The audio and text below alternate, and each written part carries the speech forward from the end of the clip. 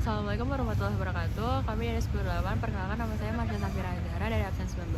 Saya Halika Pratiwi dari absen 13. Hari ini kami akan mempresentasikan tentang kerajaan di Samudra Pasai. Kerajaan Samudra Pasai. Kerajaan Samudra Pasai ini terletak di Aceh. Dia adalah kerajaan pertama di Indonesia. Kerajaan ini didirikan oleh Merasilu atau Malik Al-Saleh pada 1267 Masehi. Kerajaan Samudra Pasai ini merupakan gabungan dari dua kerajaan, yaitu Pasai dan Perlak. Dengan raja pertama yaitu Malik Al-Saleh. Malik Al-Saleh ini adalah nama baru dari Merasilu setelah ia masuk Islam.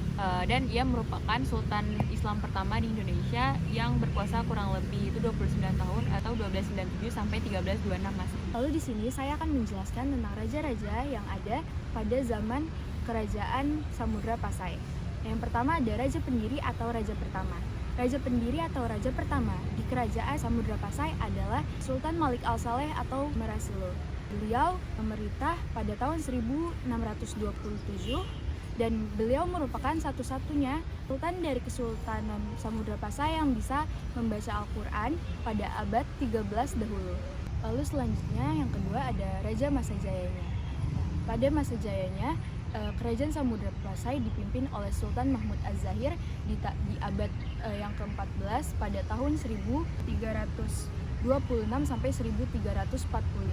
Pada masa jayanya, Sultan Az-Zahir mengeluarkan uang berupa emas yang disebut dirham sebagai mata uang resmi kerajaan Samudra Pasai. Yang ketiga adalah raja pada saat masa runtuhnya. Pada masa runtuhnya, kerajaan Samudra Pasai dipimpin oleh Sultan Zainal Abidin. Salah satu penyebab terjadinya keruntuhan tersebut karena penyerangan pada abad ke-16, tepatnya pada tahun 1511, Portugis yang dipimpin oleh Alfonso de Querque menyerang kerajaan dengan membawa 15 kapal dan 16.000 pasukan. Melalui catatan perjalanan Marco Polo, maka di situ diketahui bahwa Raja Samudra Pasai ini bergelar Sultan. Setelah Sultan Malik Al-Saleh wafat, maka pemerintahannya diikuti oleh keturunannya, yaitu Sultan Muhammad yang bergelar sebagai Sultan Malik Al-Tahir I 1297 sampai 1326. Pengganti dari Sultan Muhammad adalah Sultan Ahmad yang juga bergelar sebagai Sultan Malik Al-Tahir II 1326 sampai 1348. Pada masa pemerintahan ini, Samudra Pasai berkembang begitu pesat dan terus menjalin hubungan dengan kerajaan-kerajaan di India maupun di Arab. Pada masa selanjutnya, pemerintahan Samudra Pasai ini tidak banyak diketahui karena pemerintahan Sultan Zainal Abidin yang juga bergelar sebagai Sultan Malik Al-Tahir III kurang begitu jelas. Menurut sejarah Melayu, kerajaan Samudra Pasai diserang oleh kerajaan Siap. Ekonomi pada zaman kerajaan Samudra Pasai. Dengan letaknya yang strategis, maka Samudra Pasai berkembang menjadi kerajaan maritim dan bandar transito. Dengan demikian, Samudra Pasai menggantikan peran Sriwijaya di Selat Malaka. Kerajaan Samudra Pasai memiliki hegemoni atau pengaruh pada pelabuhan-pelabuhan penting di Pidi, Perlak, dan lain-lain. Samudra Pasai berkembang pada saat dipimpin oleh Sultan Mahmud Az-Zahir atau Sultan Malik Al-Tahir II. Untuk perdagangan sudah dikenal uang dengan mata uang emas yang disebut dirham.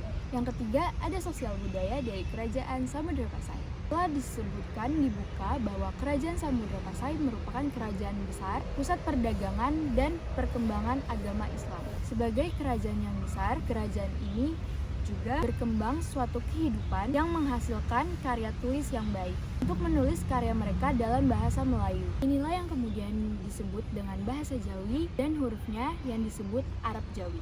Kemudian ada peninggalan dan sumber sejarah. Yang pertama ada makam Sultanah Nahrasia. Kerajaan Samudra Pasai meninggalkan makam dengan desain yang bentuknya sangat indah. Salah satunya adalah makam Sultanah Nahrasia. Yang kedua, makam Sultan Malik Al-Saleh. Makamnya memiliki angka 1297 M dan diklaim sebagai batu nisan tertua yang pernah ditemukan. Batu nisan pada makam Malik Al-Saleh menjadi bukti adanya pengaruh Islam dari Gujarat di Samudra Pasai. Yang ketiga ada lonceng Cakradonya. Lonceng Cakradonya adalah peninggalan dari Samudra Pasai yang diperkirakan dibuat pada 1409 Masehi. Lalu yang terakhir saya akan menjelaskan tentang pengaruh kerajaan Samudra Pasai pada saat ini. Pengaruh kerajaan Samudra Pasai pada saat ini dapat dilihat oleh masyarakat Indonesia yang mayoritasnya beragama Islam. Lalu ada juga perkembangan dari budaya yang diajarkan dari agama Islam seperti sastra babat, suluk, dan syair yang menjadi pengaruh kerajaan tersebut pada masa kini. Sekian dari kami menjelaskan tentang kerajaan Samudra Pasai. Kalau ada kurangnya kami mohon maaf. Wassalamualaikum warahmatullahi wabarakatuh.